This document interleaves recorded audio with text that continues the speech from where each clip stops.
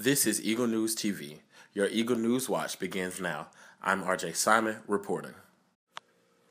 On Thursday, April 10th, 2014, students from various majors met in Ferris Newton Communications Building for the screening of The American Promise. The American Promise is a documentary that raises awareness of how Dalton Middle School in Brooklyn, New York, treats two African-American teenagers.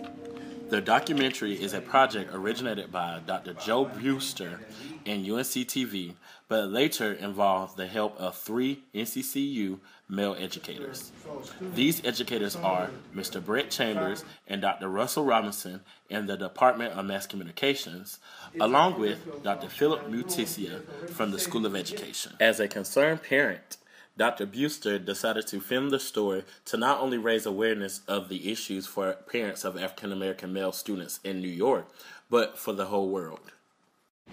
And my mission is to tell the world about this issue.